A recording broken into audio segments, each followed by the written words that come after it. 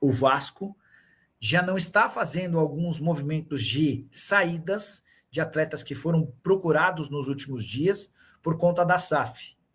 Não vou trazer nomes dos jogadores para não dedicar nem as minhas fontes, mas teve um dirigente que é um cara próximo de mim que entrou em contato com o Vasco e falou: gostaria de contratar esse jogador, vocês podem ajudar? O cara não está sendo muito utilizado pelo Vasco e tal, e a resposta foi: não dá para fazer nada de sopetão, porque a partir de agora qualquer saída ou entrada já passa pelo pessoal da SAF. Confesso que eu tomei um susto quando esse relato me foi contado, até porque a gente sabe que as negociações estão encaminhadas, avançadas, mas ainda não há assinatura. O que essa pessoa deixa claro é que hoje já tem o dedo da SAF de Marcos Lamáquia no Cruz Maltino. Beleza? Qual a sua opinião sobre o Lamáquia? Bom negócio para o Vasco? Houve até quem dissesse, mas o Vasco está sendo vendido pelo valor que o Flamengo arrecada em uma temporada assim, mas qual outro clube virou SAF com a promessa de um aporte de 2 bilhões de reais? Nenhum. Então, o negócio que o Vasco está fazendo com o Lamáquia é bem bom, sim. Especialmente por toda a dificuldade de arrecadação. Hoje o Vasco arrecada muito menos do que o Flamengo, mas pode garantir um trampolim para se aproximar do Flamengo graças a essa SAF. Eu acho um negócio interessante, eu acho um negócio bom. O Marcos Lamáquia é quem assume o projeto, mas o grande interessado desde o começo sempre foi o pai dele, o Zé Roberto Lamáquia. Acho que a Leila Pereira também tem bastante vontade desse negócio acontecer, porque a Leila é a vascaína da família. É curioso, né? A Leila é a presidente do Palmeiras, embora seja vascaína. E o marido dela, o Zé Roberto Lamáquia, que está ajudando o filho a comprar o Vasco, mas é palmeirense, enfim. Eu acho bem interessante, acho que é uma empresa que tem seus problemas em relação a normas, em relação a forma como age em relação aos idosos, mas é uma empresa super bem consolidada do ponto de vista financeiro. O patrimônio estimado do Lamáquia do pai, né? Gira na casa de 8 bilhões de reais. O filho, Marcos Lamáquia, tem a herança do pai, mas também da mãe, que também é de uma família de bancos, enfim. Dinheiro não parece ser problema, tá? O Felipe Mugni estava perguntando sobre a venda da SAF. Rafael Souza, boa noite, Nicola. Por que as SAFs não estão dando certo no Brasil com times grandes como Botafogo e Vasco? Rafa, a SAF do Botafogo, esportivamente falando, deu muito certo. Era um Botafogo que brigava contra o rebaixamento e que foi campeã da Libertadores e do Brasileiro no mesmo ano. A SAF do Vasco permitiu ao Vasco mudar de status em relação à busca por reforços, mas a verdade é que a empresa faliu. A empresa quebrou, né?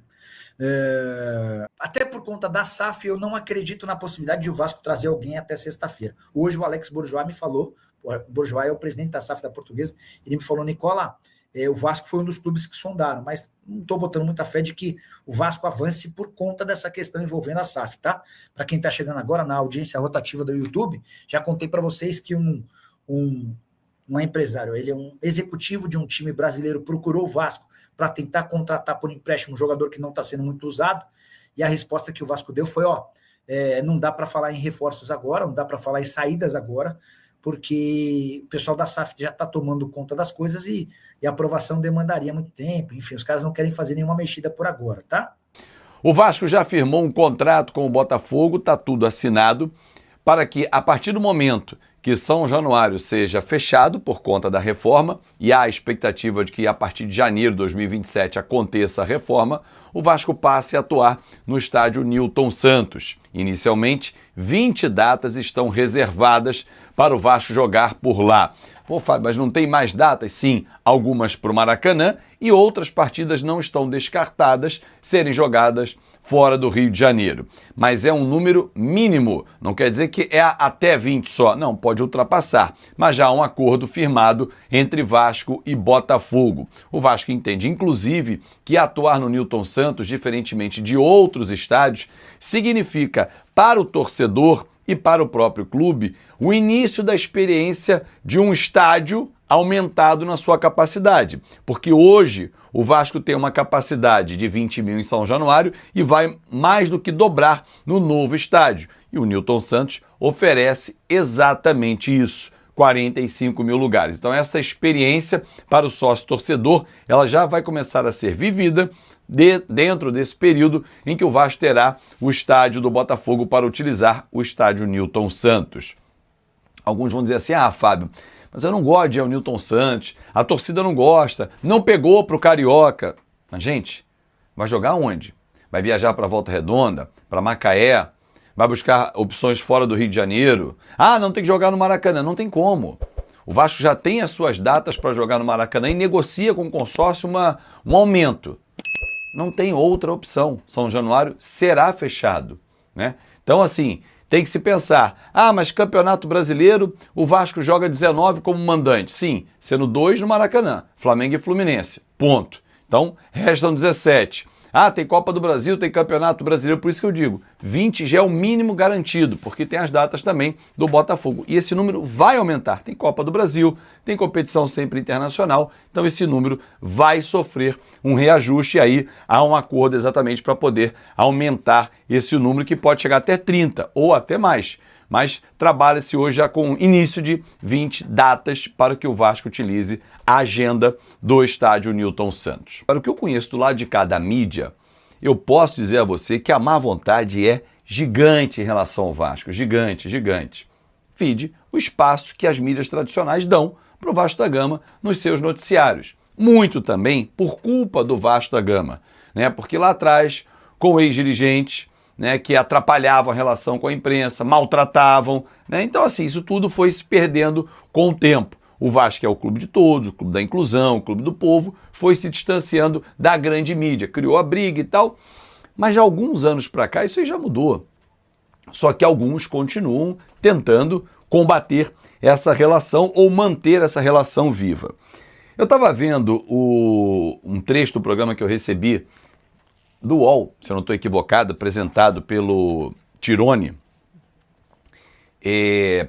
Participa o Casagrande, acho que o Juca, o Trajano, enfim, uma galera boa que eu trabalhei inclusive na ESPN com alguns deles. E o renomado jornalista Mauro César Pereira, que levantou a seguinte bandeira do fair play, né, que se essa negociação com o Marcos Lamáquia sair, será o primeiro grande desafio da comissão do fair play da CBF, que tem que debruçar nesse assunto, porque não é fácil. Como vão controlar 2 clubes? Que 2 clubes? A Leila está assumindo o Vasco? A Leila é a presidente do Palmeiras, madrasta do Marcos Lamáquia. Aí no discurso, né, do jornalista renomado, ele diz que há fotos de rodadas de negociações com a participação do pai do Marcos Lamáquia. Que fotos são essas? Todas as fotos que eu já vi do senhor José Lamáquia, pai do Marcos Lamáquia, com o Pedrinho, são da época da campanha, em que ele declarou apoio ao Pedrinho. Eu não vi uma foto de reunião participando. Se tem, que alguém me mostre. E vamos lá. O Marcos Lamáquia não é nem filho da Leila Pereira. Que clube que ele comanda? Mas se lá na frente, daqui a 2 anos, acabar o mandato da Leila no Palmeiras e ela assumir o Vasco, qual é o problema? Comprar as ações do Marcos Lamáquia, qual é o problema? Não pode? Não pode agora. Ela sendo presidente, tendo a caneta, o poder de decisão do Palmeiras, assumir o Vasco, controlar 2 clubes. Ok. Apesar de serem controles diferentes, um societário e outro associativo. Mas não é isso. Nós estamos falando de um empresário que tem um laço, nenhum laço sanguíneo, apenas um laço afetivo, que é a sua madrasta, que está negociando com o Vasco. Aí depois, ironicamente, o renomado jornalista disse que o Vasco está sendo vendido, e aí ele tem razão, apenas por 2 bilhões de reais. Essa é a receita do Flamengo, o seu clube de coração, né? Assim, ele tem razão em, como dilapidar o Vasco, acabaram com o Vasco, né? Destroçaram um gigante como esse. Ele não usa gigante, obviamente, mas eu uso, para vender só por 2 bilhões. Verdade, verdade. Mas não quer dizer que o Vasco só vale 2 bilhões. Ele hoje está valendo 2 bilhões. Daqui a 5 anos, bem administrado, talvez a receita que hoje tem o Flamengo, de 2 bilhões ano, o Vasco possa fazer ou bem perto disso. Ou, esse time aqui, por exemplo, jogando hoje, naquelas condições, valeria quanto? Quer fazer um quem é quem desse time aqui com o atual do Flamengo? Então, assim, cara, é impressionante como o Vasco despertar, o Vasco acordar, o Vasco entrar no mercado, ser um player importante, de negociar grandes jogadores, ele incomoda. Chegou a ser feita, inclusive, uma comparação, como o Vasco está em RJ, ele está comprando jogadores, está negociando. Ele já pagou quase 30 milhões no primeiro trimestre em dívidas. Ou seja, se você tem dívida, você não pode fazer nenhuma aquisição. Legal. Foi citado, inclusive, pelo renomado jornalista, a questão envolvendo moralidade.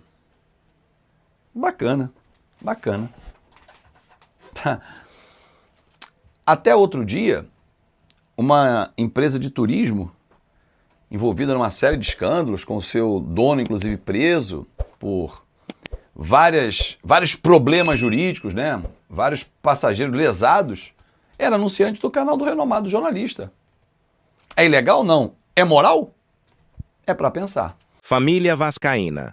Esse e o vídeo de hoje com informações do Jorge Nicola e do Fábio Azevedo, te deixando atualizado de tudo o que acontece no Gigante da Colina.